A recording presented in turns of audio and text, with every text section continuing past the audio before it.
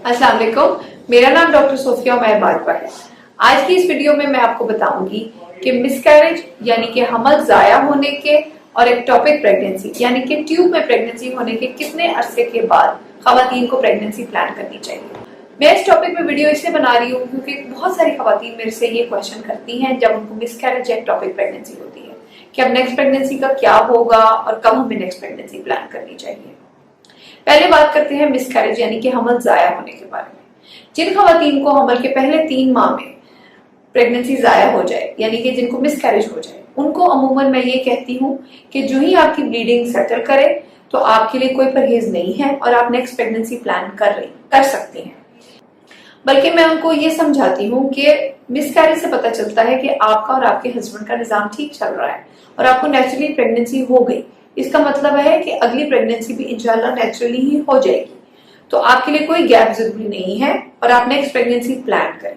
हाँ, जो ही आपको नेक्स्ट प्रेगनेंसी का पता चले, आपका यूरिन का प्रेगनेंसी टेस्ट पॉजिटिव आए, तो आप गायनेकोलॉजिस्ट को कंसल्ट करें ताकि अगर प्रेगनेंसी वीक है तो वो आपको अकॉर्डिंगली मेडिकेशंस प्रिस्क्राइब कर सके। अब दूसरा सवाल ये है कि एक्टोपिक प्रेगनेंसी यानी कि ट्यूब में हमल के कितने अरसे के बाद प्रेगनेंसी प्लान की जा सकती है। इसका जवाब यह है कि डिपेंड करता है कि आपने कौन seed treatment option ectopic pregnancy की ली। मैंने अपनी एक्टोपिक प्रेगनेंसी की वीडियो में 3 तरह के ट्रीटमेंट ऑप्शन आपको बताए थे, कंजर्वेटिव, मेडिकल और सर्जिकल।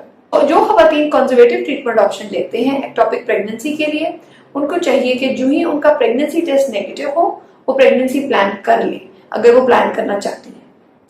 जो खवातीन मेडिकल ट्रीटमेंट ऑप्शन लेती हैं यानी कि इंजेक्शन के जरिए एक्टोपिक प्रेगनेंसी को खत्म करती हैं, उनको चाहिए कि 3 माह तक प्रेगनेंसी का परहेज करें, क्योंकि जो इंजेक्शन एक्टोपिक प्रेगनेंसी को खत्म करने के लिए इस्तेमाल किया जाता है वो नेक्स्ट प्रेगनेंसी के लिए हेल्दी नहीं होता।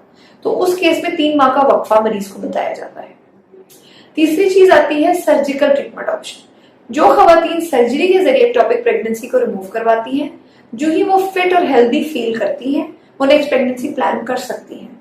इसमें अगेन अगर खवातीन को एक्टोपिक प्रेगनेंसी के बाद अगर उन्होंने लेप्रोस्कोपिक सर्जरी कराई है तो वो रिकवर बहुत जल्दी कर जाएंगी और वो नेक्स्ट प्रेगनेंसी भी जल्दी प्लान कर सकती है। अब सवाल ये होता है कि जिन खवातीन को एक्टोपिक प्रेगनेंसी के बाद प्रेगनेंसी ना हो तो वो क्या करें। और यूजुअली खवातीन मेरे से ये भी पूछती हैं कि मेरी अगर ट्यूब जाया हो गई है एक्टोपिक में तो अब नेक्स्ट प्रेगनेंसी मुझे हो जाएगी। तो इसका जवाब ये है कि खवातीन की 2 ट्यूब्स होती हैं। अगर एक्टोपिक प्रेगनेंसी के जरिए एक ट्यूब जाया भी हो गई है, दूसरी ट्यूब के जरिए प्रेगनेंसी मुमकिन है। दूसरी बात अब यह है कि अगर एक्टोपिक प्रेगनेंसी के बाद खवातीन प्रेगनेंसी प्लान कर रही हैं और उनको प्रेगनेंसी नहीं होती तो फिर उनको क्या करना चाहिए। यूजुअली तो कुछ अरसे तक खवातीन ट्राई करती हैं कि उनको नेचुरली प्रेगनेंसी हो जाए और बहुत सारी खवातीन नेचुरली कंसीव कर जाती हैं। जिन खवातीन में प्रेगनेंसी ना हो रही हो उनको अपनी ट्यूब्स को चेक करवाना चाहिए।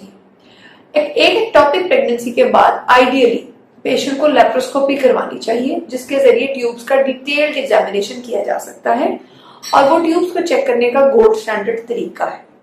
लेकिन कुछ खवातीन लेप्रोस्कोपी से घबराती हैं। एक तो वो एक्सपेंसिव होती है, दूसरा उसके लिए ऑपरेशन थिएटर जाना पड़ता है और एक एनेस्थीसिया भी लेना पड़ता है। जो खवातीन लेप्रोस्कोपी के लिए ऑप्ट ना करें वो एक्सरे के जरिए भी ट्यूब को चेक करवा सकती है। ट्यूब्स का एक्सरे पेनफुल होता है और दूसरा उसका डिसएडवांटेज यानी कि बुराई ये है कि अगर उसमें ट्यूब ब्लॉक्ड आए तो फिर मरीज को लेप्रोस्कोपी कराना लाजमी होता है।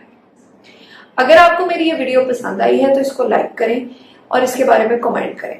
अगर आप चाहते हैं कि मैं किसी स्पेसिफिक टॉपिक पर वीडियो बनाऊं तो वो भी आप कमेंट्स में लिख सकते हैं और आपसे रिक्वेस्ट है कि मेरे यूट्यूब चैनल को सब्सक्राइब करें। Thank you.